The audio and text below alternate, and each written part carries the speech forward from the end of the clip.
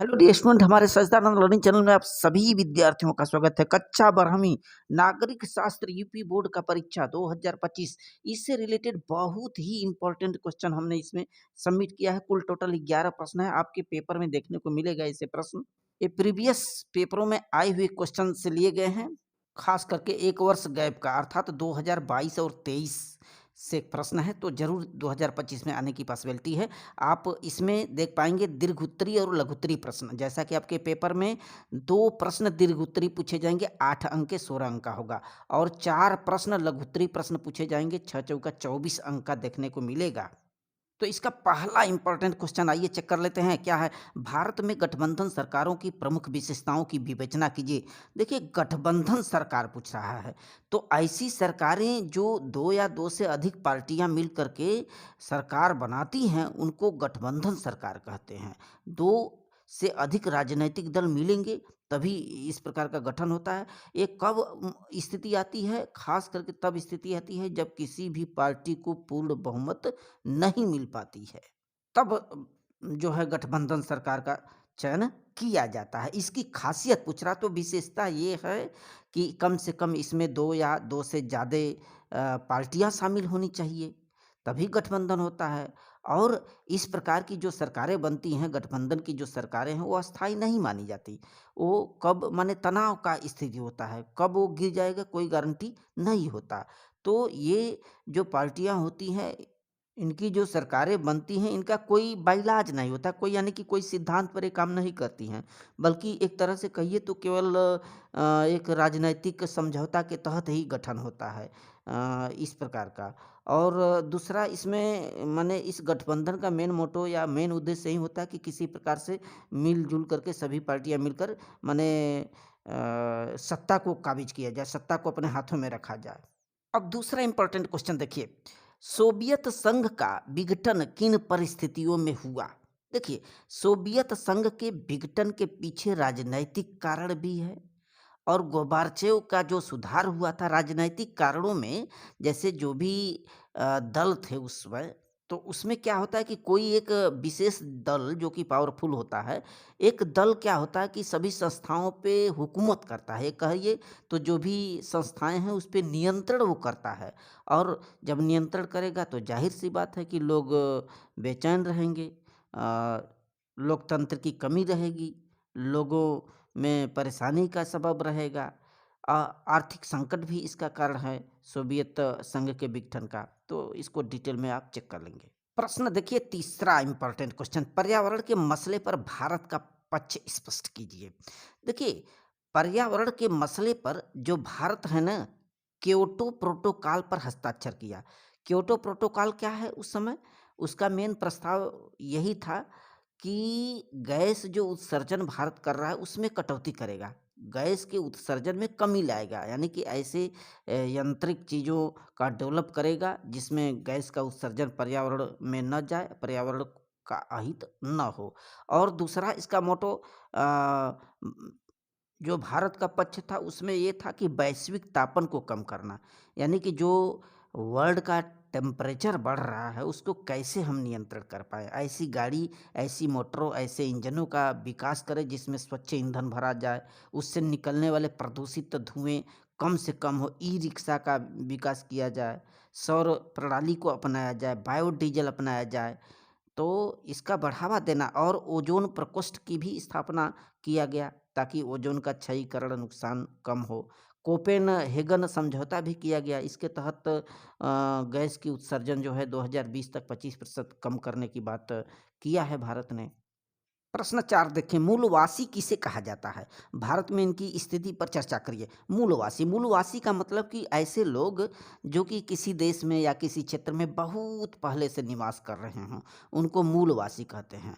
और भारत में मूलवासियों को अनुसूचित जनजातियां भी कहते हैं या आदिवासी भी कहा जाता है, जो कि पहाड़ी इलाकों, जंगली जंगलों में वास बनाए रहते हैं, ये जनजाति होते हैं। जैसे गोंड है, भील है, कोल है, ये सब ऐसे हैं हमारे प्रांत में, जैसे मिजोरम है, त्रिपुरा है, नागालैंड, इस प्रकार के मूलवासी देखने को मिलते हैं। और भारत में इनकी स्थिति की बात किया जाए तो भारत सरकार के द्वारा इन अनुसूचित जातियों को बहुत ही आरक्षण दिया गया है, चाहे नौकरी की बात करें, चाहे भारतीय संविधान के लोकसभा, चाहे राज्यसभा में, हर जगह आरक्षण दिया गया है। पंचायती संस्थाओं में, नगर निगमों में आरक्षण दिया गया है, सरकारी नौकरियों में, तो इनके लिए राष्ट्रीय आयोग भी बनाए गए हैं। प्रश्न 5वां इंपॉर्टेंट क्वेश्चन, नौ अंतर्राष्ट्रीय आर्थिक व्यवस्था पर निबंध बताना। इसके बारे में, नौ अंतर्राष्ट्रीय आर्थिक व्यवस्था क्या है? यह जो व्यवस्था होती है, यह व्यापार और विकास पर संयुक्त राष्ट्र सम्मेलन के जरिए पेश किए गए प्रस्तावों का एक समूह माना गया है। इसका मेन मोटो या मेन उद्देश्य यही होता है कि विकसित और विकासशील देशों के जो बीच आर्थिक असंतुलन है उसको दूर करना, आर्थिक विपन्नता को जो है पटरी पर कैसे लाया जाए, इसका मेन मोटो है। अगला है, भारत और पाकिस्तान के बीच मुख्य विवाद का यानी कि जो मुख्य विवाद है उसका रीजन क्या है, कारण क्या है? तो हम लोग जानते हैं कि भारत और पाकिस्तान के बीच मुख्य विवाद हमारे देश में कश्मीर को लेकर के है। दूसरा सबसे बड़ी बात आतंकवाद को लेकर के है, और पानी का भी मुद्दा है, जो समझौता पूर्व में किए गए हैं। ये सभी जो मामले हैं भारत और पाकिस्तान के बीच लगातार बने हुए हैं। कई बार युद्ध हुआ, बहुत दोनों तरफ तनाव की माहौल होती है। प्रश्न अगला 7वां इंपॉर्टेंट क्वेश्चन देखिए, आपातकाल के घोषणा के बाद शासन व्यवस्था में क्या क्या परिवर्तन आते हैं? देखिए, आपातकालीन जब कंडीशन आ जाती है तो केंद्र सरकार का जो नियंत्रण है, नियंत्रण बढ़ जाता है, खास करके आपातकाल की स्थिति में।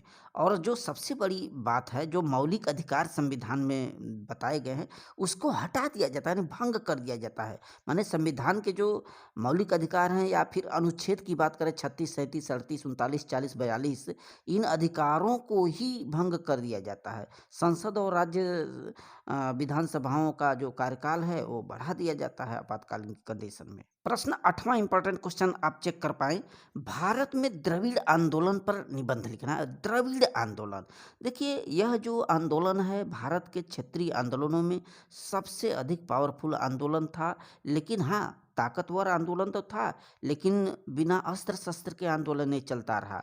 और इसके जो नेतृत्वकर्ता लोग थे वो सोचते थे कि एक स्वतंत्र द्रविड़ राष्ट्र बन जाए तो अच्छा है। स्वतंत्र द्रविड़ राष्ट्र बनाना चाहते थे, और बिना अस्त्र शस्त्र के, और अपने मुद्दों को बड़े बड़े मंचों पर, चुनावी मंचों पर भी ये रखे।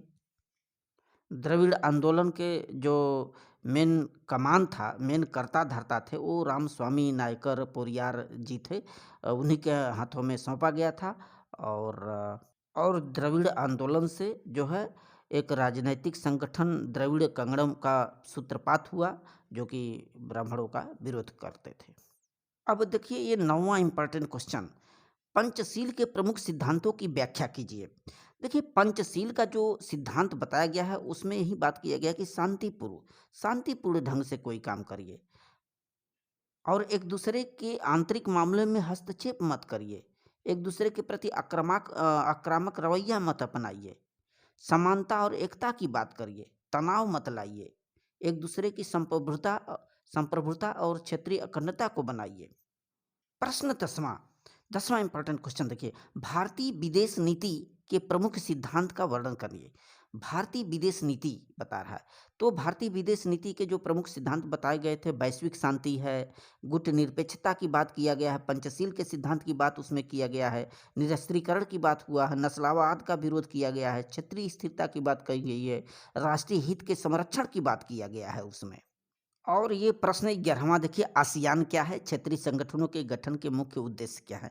आसियान माने दक्षिण पूर्व एशियाई राष्ट्रों का एक संगठन है। आसियान जो है क्षेत्रीय राष्ट्रों का एक संगठन है। और उसका मोटो क्या था, मेन उद्देश्य क्या है आसियान का? इसका मेन उद्देश्य है कि सामाजिक, आर्थिक, सांस्कृतिक विकास को बढ़ावा देना।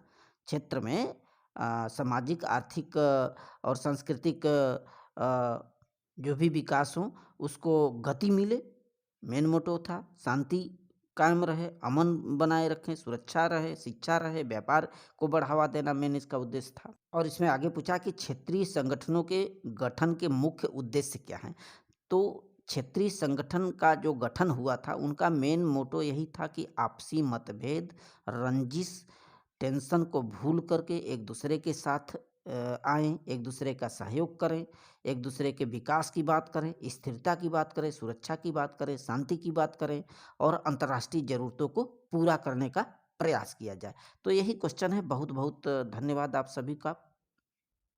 पेपर अच्छा हो। थैंक्स।